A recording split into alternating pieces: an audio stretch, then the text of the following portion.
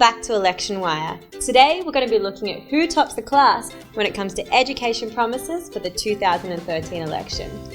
Let's start with our current head of the class, the Labor government.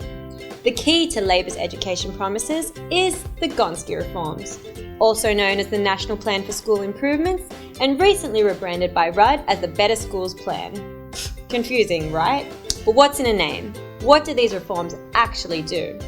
Well, to start off with, they promise a resource standard of funding for primary school students of just over $9,000 and for high school students just over $12,000, with more loading applied for students from disadvantaged backgrounds. If agreed to, the plan also encompasses a national curriculum, which the government argues will make it easier for both parents and teachers to know exactly what their kids are meant to be learning.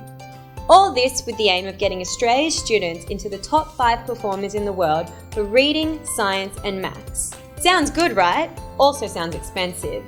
If implemented, the plan is estimated to cost an extra $14.5 billion over the next 6 years. So, just where is this money coming from? The federal government has pledged to pick up 65% of the cash and is asking state governments to pick up the rest. Sure, Labor's policy sounds like an A+, but not everybody is happy.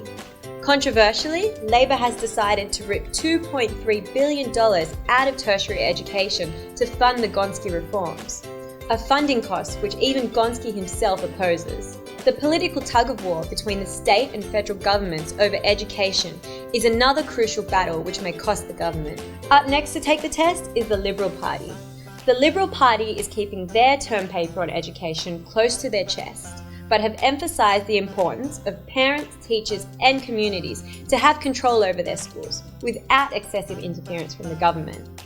The Liberal Party also support the growth of independent schools, actively encouraging schools to move over to the independent system. And what about the Gonski reforms? The Liberal Party supports the Gonski reforms in principle, but would rather fine-tune the existing system rather than implementing a completely new one.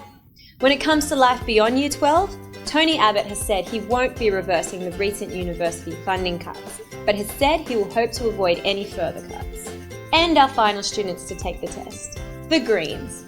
Again, the Greens agree with the Gonski reforms in principle, but think that the government is being a bit cheapskate and isn't moving fast enough. In particular, they think that the $5 billion promised for public schools isn't enough and should be thought of as a bare minimum. Rather, they think that public funding should be taken from our wealthiest private schools and delivered to our poorest public schools. The Greens also don't accept the timeline for the Better Schools Plan, which won't be fully implemented until 2020. Again, when it comes to life beyond Year 12, the Greens support free tertiary education. And how will they fund all this? With a $43 billion tax on our country's wealthiest, which will go towards education amongst other things. So, who'll be the ducks of the school come election time? Stay tuned for more episodes on the 2013 election.